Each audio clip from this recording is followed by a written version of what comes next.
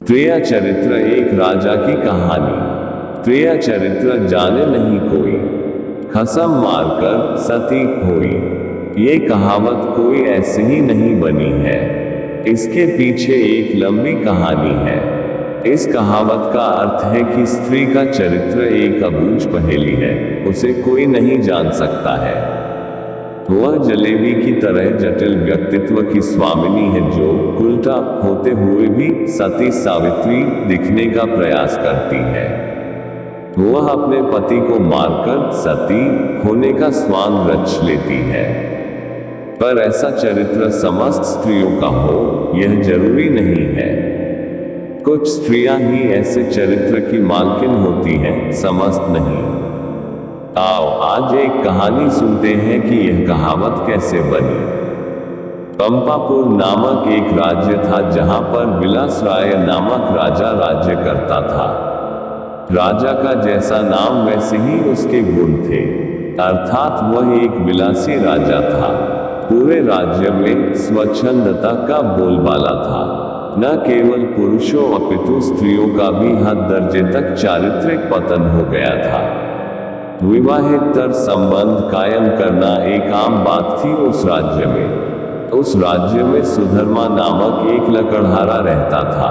उसकी पत्नी का नाम सुलक्षणा था। सुधर्मा सुबह सुबह लकड़ी काटने वन में चला जाया करता था और देर शाम तक वापस लौटता था। दिन भर घर में सुलक्षणा अकेली रहती थी और बोर होती थी।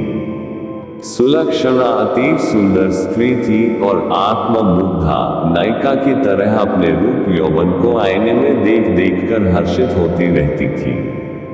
शाम को सुधर्मा थका हारा आता था और खाना खाकर जल्दी ही सो जाया करता था। सुलक्षणा घर का काम निपटा कर और सच संवर कर जब तक सेज पर आती थी तब तक सुधर्मा खर्राटों की दुनिया में सैर करने चला जाता था। बेचारी सुलक्षणा मन महसूस कर सेज पर तड़पती रह जाती थी। उसका अतृप्त यौवन खून के आंसू रोने लगता था। घर गृहस्थी का सारा सामान सुलक्षणा ही लाती थी। एक दिन सेठ कहीं गया हुआ था और उसकी दुकान पर उसका नौजवान पुत्र चिंतामणि बैठा था। वह सुंदर तथा बलिष्ठ था। सुलक्षणा उसकी जवानी पर फिदा हो गई। सेठ के बेटे चिंतामणि ने भी सुलक्षणा जैसी सुंदर और सुडौल स्त्री पहली बार देखी थी, इसलिए वह भी सुलक्षणा की ओर आकर्षित हो गया। दो जवां प्यासे दिल मिल गए तो अब बदन मिलना भी आवश्यक हो गया था। चिंतामणि ने एक मिलन स्थल भी खोज लिया था। सुलक्षणा रोजाना सुधर्मा के सो जाने पर चिंतामणि से मिलने जाने लगी और वह सुबह होने से पहले वापस आ जाती थी। सुलक्षणा और चिंतामणि की रंगरेलियां बेरोक टोक चलने लगी। साधु को देखकर सुलक्षणा के तन बदन में आग लग गई। उसे लगा कि अब उसकी चोरी पकड़ी जा सकती है, इसलिए वह साधु को घर में नहीं रखने की जिद पर अड़ गई। सुधर्मा ने उसके सामने समर्पण करते हुए कह दिया कि साधु महाराज बस 1-2 दिन ही रहेंगे। इस पर सुलक्षणा राजी हो गई। रात में सबने खाना खाया और साधु के लिए आंगन में चारपाई बिछा दी। सुधर्मा खाना खाने के तुरंत बाद ही सो गया था, लेकिन सुलक्षणा की आंखों में नींद कहाँ थी, वहां तो चिंतामणि की सूरत बसी हुई थी। उसका मन उड़कर चिंतामणि के पास चला गया था, मगर बदन तो सुधर्मा के घर में ही पड़ा था।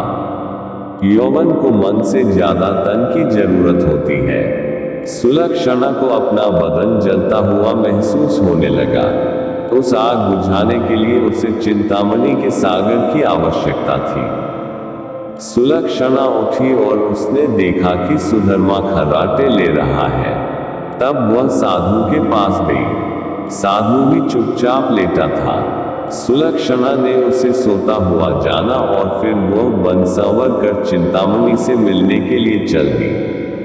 सुधर्मा के मकान के पड़ोस में हरिराम नाय रहता था, जिसकी पत्नी का नाम सुशीला था। सुलक्षणा की तरह सुशीला भी एक चरित्रहीन स्त्री थी। उसका भी एक यार था। चूंकि दोनों एक ही नाव पर सवार थी इसलिए दोनों घनिष्ठ सहेली बन गई थी। दोनों सहेलियां एक दूसरे के संदेश लाने ले जाने का काम भी करती थी, इसलिए दोनों स्त्रियां एक दूसरे के प्रेमियों से भलीभांति परिचित थी। उस रात जब काफी देर तक सुलक्षणा नहीं आई तो चिंतामणि को चिंता होने लगी। वह भागा भागा सुशीला के पास आया और सुलक्षणा को बुला लाने के लिए सुशीला से कहने लगा। सुशीला सुलक्षणा के घर गई तो उसे खंभे से बंधा पाया। तब सुलक्षणा ने सारी कहानी बता दी। सुशीला ने चिंतामणि का संदेश सुलक्षणा को दिया तो सुलक्षणा ने अपने बंधे होने की मजबूरी बता दी। इस पर सुशीला ने कहा, ऐसा कर, मैं तेरे बंधन खोल देती हूँ। तो चिंतामणि से मिला, तब तक मैं यहाँ बंधी रहूंगी। उसके इस प्रस्ताव पर सुलक्षणा की बाछें खिल गई और वह अपनी जगह सुशीला को बांधकर चिंतामणि से मिलने चली गई। साधु महाराज ये सब खटराग देख सुन रहे थे, मगर वे चुपचाप खाट में दम साधे पड़े रहे।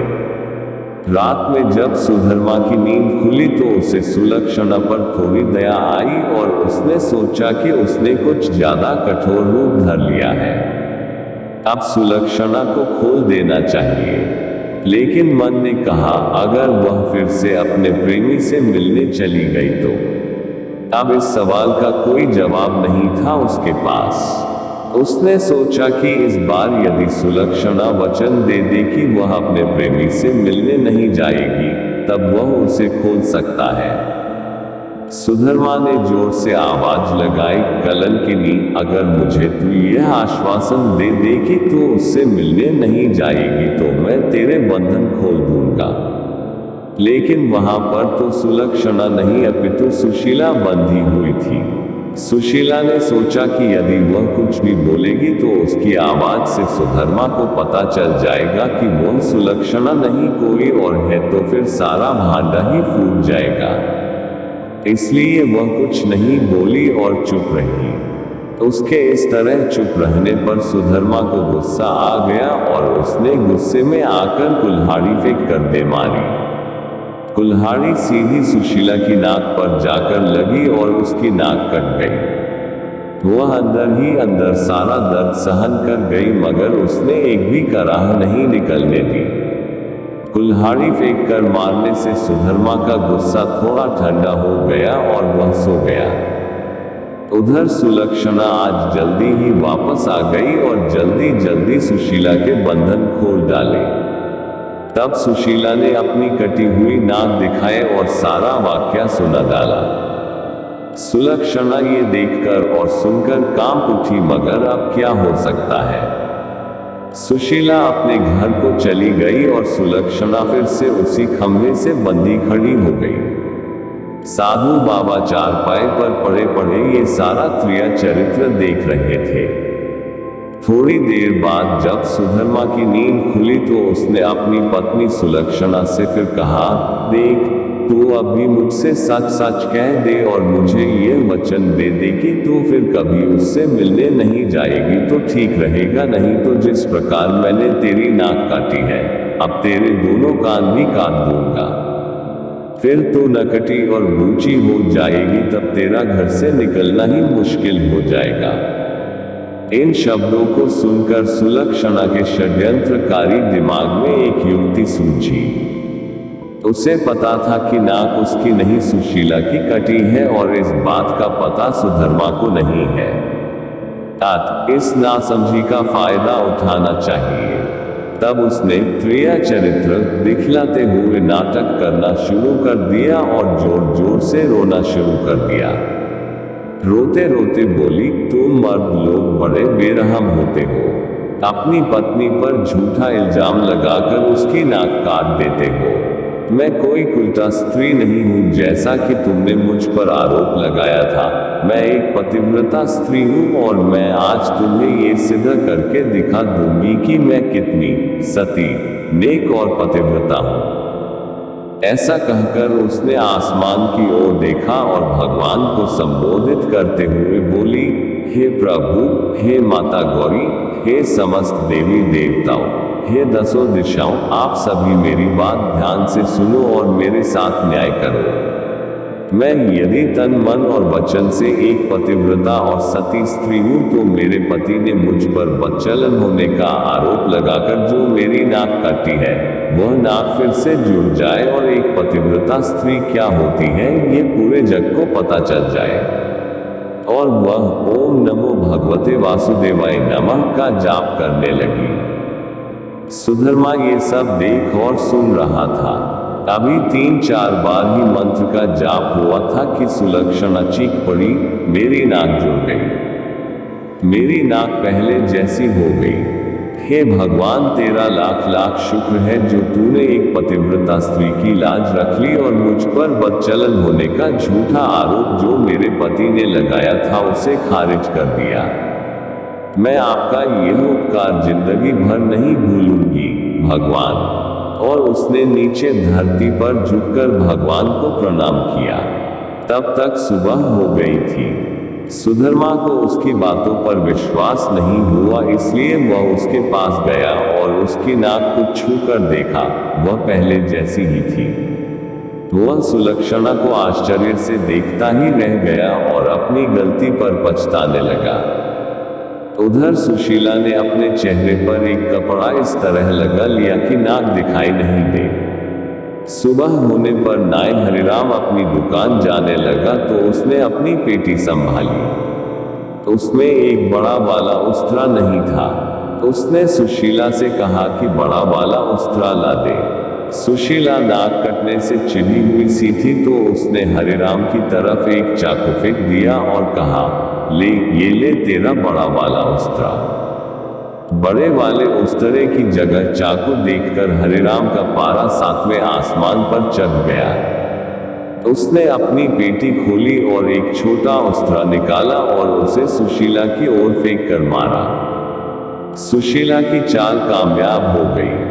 वह यही तो चाहती थी। उसने उस्तरा हाथ में पकड़ा और जोर जोर से चिल्लाने लगी, अरे मेरी नाक काट दी, हाय मेरी नाक काट दी। उसकी आवाज सुनकर अड़ोसी पड़ोसी आ गए और वहां भीड़ लग गई। लोगों ने देखा कि सुशीला की नाक कटी हुई है और उसके हाथ में एक छोटा उस्तरा है। सुशीला कहे जा रही थी कि उसके पति ने उसे बदचलन बताकर बेवजह ही उसकी नाक इस उस्तरे से काट दी है। लोगों ने सुशीला की बात सही मान ली और हरिराम नाई की खूब धुनाई कर दी। इतनी देर में राजा के सिपाही आ गए और हरिराम नाई को पकड़कर ले गए। राजा की अदालत में मुकदमा चला। सुशीला ने स्वयं को सती सावित्री पतिव्रता बताते हुए अपने पति पर आरोप लगाया कि उसने उसे बदचलन बताकर उसकी नाक उस उस्तरे से काट ली थी। उस्तरा भी था और सुशीला की नाक भी कटी हुई थी। एक पत्नी अपने पति पर मिथ्या आरोप क्यों लगाएगी? राजा ने हरिराम नाई को दोषी मानते हुए उसे मृत्युदंड सुना दिया। इस मृत्युदंड की चर्चा पूरे राज्य में फैल गई। सुधर्मा के घर में ठहरे हुए साधु महाराज ने भी जब हरिराम नाई को मृत्युदंड की बात सुनी तब वह विचलित हो गया। उसे दोनों स्त्रियों के क्रिया चरित्र का संपूर्ण ज्ञान था, जिसकी चपेट में एक निर्दोष व्यक्ति हरिराम नाई आ रहा था और अपनी जान से हाथ धो रहा था। तब वह राजा के पास गया और संपूर्ण घटनाक्रम राजा को कह सुनाया। राजा ने सुधर्मा और सुलक्षणा को दरबार में बुलवाया और कड़क कर सारी बातें सच सच बताने के लिए कहा। तब सुलक्षणा और सुशीला ने सारी बातें सच सच बता दी और अपने स्वांग को भी बता दिया। अब मामला पूरी तरह से साफ हो चुका था। दोनों स्त्रियों का अपराध सामने आ गया था और हरिराम नाई निर्दोष सिद्ध हो गया था। इस षड्यंत्र के लिए दोनों कुलटाओं को भीषण दंड दिया जाना था, लेकिन स्त्री, बालक और साधु को मृत्युदंड नहीं दिया जा सकता है। इस शास्त्रीय विधान के अनुसार दोनों स्त्रियों के नाक कान काटकर उन्हें छोड़ दिया गया। इस पूरे वृतांत को देखकर साधु महाराज बोल पड़े, त्रेया चरित्र जाने नहीं कोई, खसम मारकर सती होई।